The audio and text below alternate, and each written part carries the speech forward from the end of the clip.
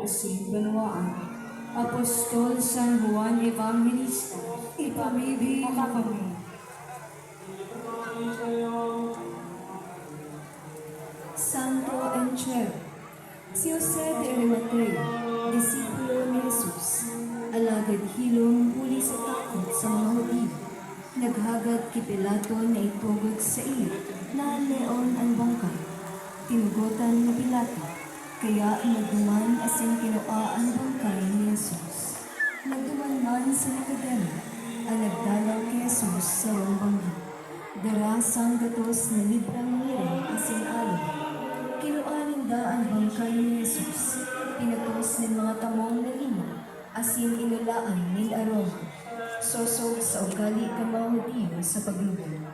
Duman sa lugar na pinagpakoan kay Jesus, igwaning tatamnan, asin sa tatamnan, igwaning bagong nilugnan, na daipanin ililubong, ning hulita para sa mga Hudyo, aldaw ito ng pag-andaw, asin ang lulubnan, hariniman sa iyo. Dumaninda ililubong si Jesus.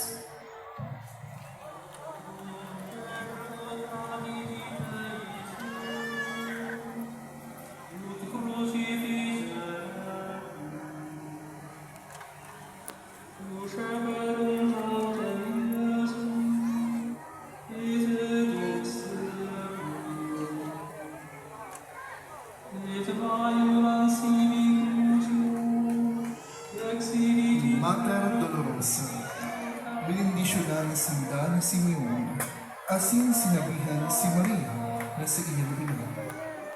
Uy, ang aking ini itinalaga para sa pagkapadungkan, asin pagbangon ng dapul sa Israel.